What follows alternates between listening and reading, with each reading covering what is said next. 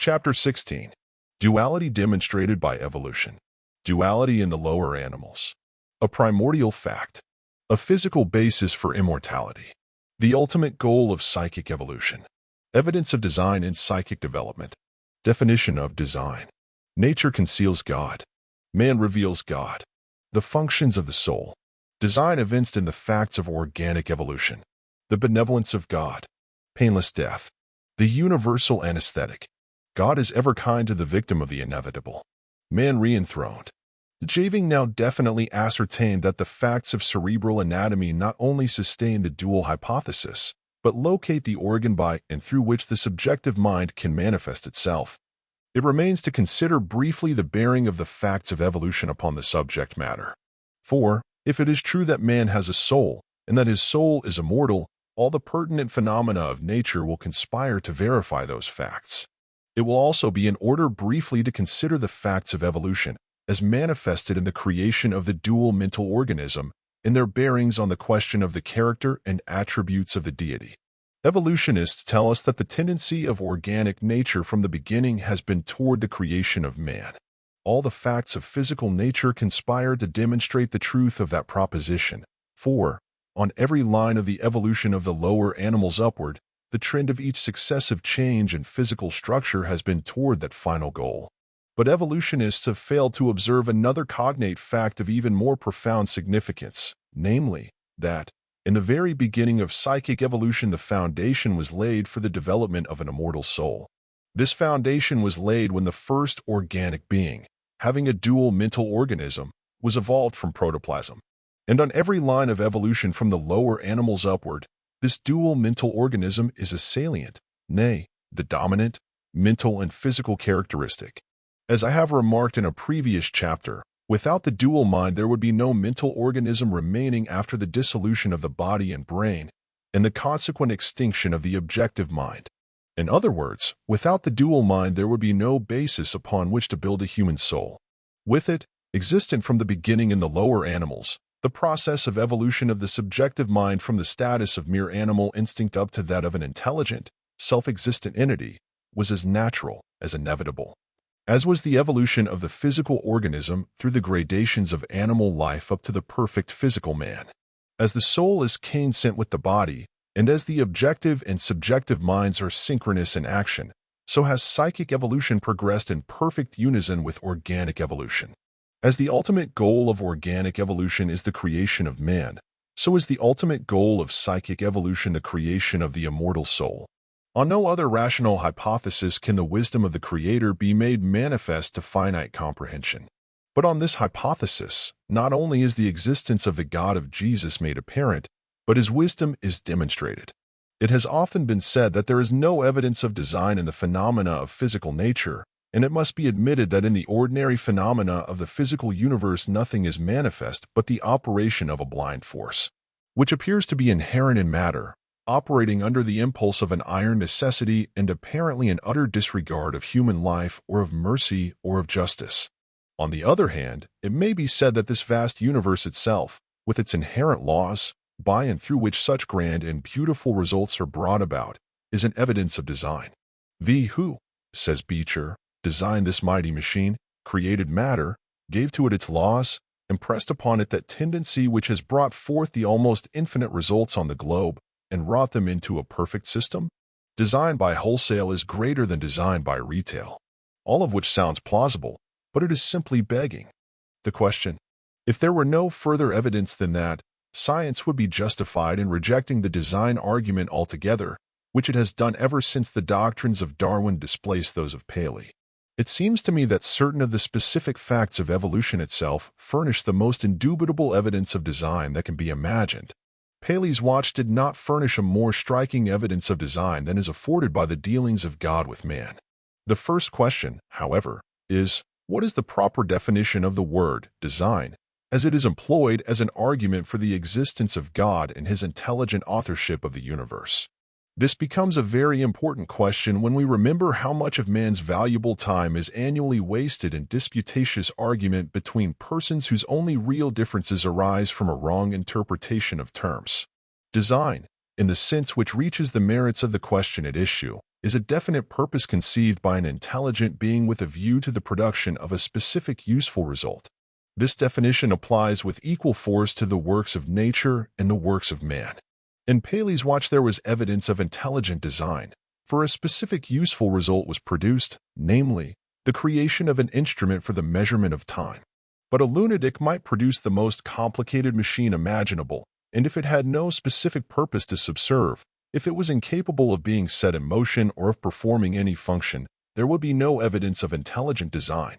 On the other hand, if, in the works of nature, there can be found evidence of an intelligent purpose tending at all times toward the production of a specific useful result, design becomes as self-evident in nature as in art. It is, therefore, to a certain extent, a question of evidence as to whether any particular structure can be said to exhibit design, and, within certain limits, what is conclusive to one mind might not convince another. Thus, the theologian finds evidence, conclusive to him, in every tree, leaf, bud, or flower, as well as in the grand structure of the physical universe, of the existence of a God of intelligence and power. And he also sees conclusive evidence of a commensurate design. To this, however, the materialist is ever ready with his reply that all this is the result, not of design, but of the operation of physical laws which are inherent in matter itself, that these blind forces of nature may go on throughout all coming time, building new worlds and disintegrating the old, in one eternal round, without evincing either intelligence or design, or aught but an iron necessity resultant from immutable laws inherent in the cosmos. From a purely scientific standpoint, considering alone the cosmogony of the universe as exhibited in the operation of the great physical forces, the materialist is right. It is here that the words of Jacobi strike one with the force of a revelation. Nature conceals God, man alone reveals him. And it may be set down as an axiom in spiritual philosophy that in the phenomena of mind alone is to be found any evidence whatever of the existence of an intelligence antecedent to the formation of the planetary system, any evidence of design in the structure of the material universe, or any evidence of the immortality of the soul. But in the phenomena of mind we find all the evidence necessary to demonstrate all three propositions. It is only necessary, however, to find evidence of design in order to establish the first two, for it is axiomatic that design presupposes a designer. What stronger evidence of design can be imagined than the fact that all the operations of nature tend toward the accomplishment of one single specific object? As I have before remarked, all the facts of organic evolution show that the creation of man was the goal toward which all nature has tended from the beginning. No evolutionist, materialist though he may be, will deny that proposition. This, in itself, is evidence of a secondary value, however of design, because in it we find a specific goal. But the materialist will reply that it is inadequate and inconclusive because there is still no evidence of intelligent design, since man, in common with all organic nature, is destined to die. And in his 70 years of allotted time there is not an adequate motive for bringing him into existence. Cut bono? Is his ever-ready question, and it is pertinent and unanswerable from his standpoint.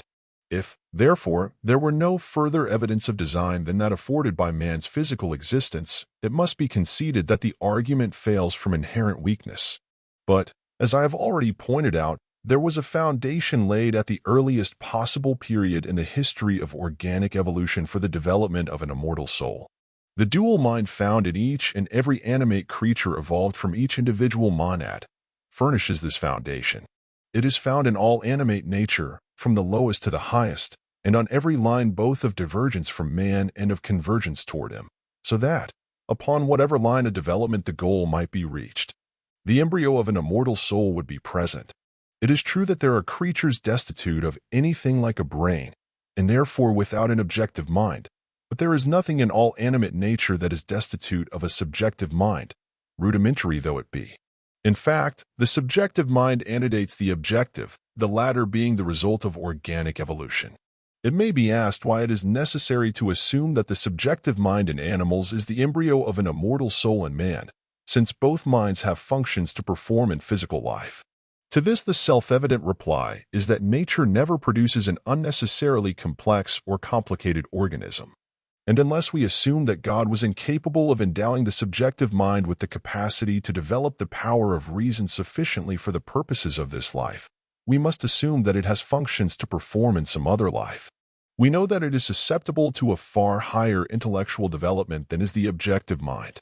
The facts, therefore, that the latter was created with functions pertaining exclusively to this life, and that the former was created with faculties that perform no function in this life, constitute demonstrative evidence that the subjective mind was created, ab initio, with special reference to a future life. Design, therefore, is as self-evident in the order and process of the evolution of the lower animals up to man as it is in the structure of a watch. It may be asked why God does not exhibit some tangible, observable, moral attribute toward his creatures, some benevolent aspect that can bear an interpretation other than that involved in a blind adherence to primordial law. Why is pain and agony, and death and destruction, through the law of the survival of the fittest, necessary for the development of man? The obvious answer is that it is only through the death of the unfit that room can be made for the survival of the fit. In a word, it is only through death and destruction that evolution is possible. Without VI death as a universal factor in the physical world, progress would be impossible. And this applies to man as forcibly as it does to the lower animals. If at any moment death should be abolished as to mankind, progress would come to a practical standstill, and the earth would soon be overpopulated. This is one of the facts demonstrative that physical life is not the final goal of man or of his evolution, and since it is demonstrable that there can be no higher species developed than man, if he has any future, it must be in another form of existence. To recur to the first question, why does not God exhibit some tangible moral attribute toward his creatures? It is answered that he does exhibit a positive, tangible quality of pure benevolence towards all animate nature in a phenomenon that is of such common experience that the world appears to have overlooked it entirely. That phenomenon consists in the absolute immunity from physical or mental suffering in the hour of inevitable death. This immunity is universal in all animate nature. Moreover, there is every evidence to show that death is a pleasurable process to all who experience it, from the lowest to the highest organism in nature. Moreover, there is indubitable evidence demonstrative that God is ever kind to the victim of the inevitable. This is true whether the inevitable event assumes the form of death or of a surgical operation, for in the subjective state which spontaneously ensues upon the approach of either event, there is provided a universal anesthetic, which deprives death of its sting and its terrors, and if the surgeon knows the laws pertaining to the subject, it eases the patient of all pain and suffering. Could further or more tangible evidence be required to demonstrate the quality of mercy and benevolence in God towards his creatures? It must be remembered that this immunity from suffering during the process of dissolution cannot be tortured into the domain of attributes resulting from the laws of heredity or of natural selection or of the survival of the fittest. It is obvious that when this phenomenon is exhibited, the subject is far beyond the reach of those laws. Nor is there any law or fact in the domain of evolution that can be invoked to explain it. It is a broad, ultimate fact, standing apart, tangible, monumental, demonstrative of the intelligence, the love, the mercy, the benevolence of the great first cause. Is there no evidence of intelligent design in the phenomena of nature? Let the facts, the observable, tangible, demonstrable facts answer the question. Thus is man rehabilitated and re-enthroned as the grand central figure of creation, the ultimate object of creative energy. The Copernican system of astronomy shocked the Christian world and moved it to deeds of violence by removing the habitation of man from the center of the universe and sending it whirling through space, a unit in the titanic procession around the central sun, the source of light and warmth and energy. Another shock was sent through Christendom when it was first shown that the facts of evolution proved that God created man, not by miracle, but through the operations of natural law. But Christendom has survived both shocks and has lived to recognize the fact that science robs not God of his glory nor man of his dignity. On the contrary, Copernican astronomy removed man from the center of the physical universe only to show him that the central sun, with all its stores of physical energy, is but his domestic servant, charged with the duty of rendering his home habitable and beautiful. Evolutionary science removed his origin from the domain of superstition and revealed him to himself as the central figure in the physical universe. Psychic science proclaims his divine pedigree, confirms his kinship to Christ, and verifies his title deeds to a home not made with hands, eternal in the heavens.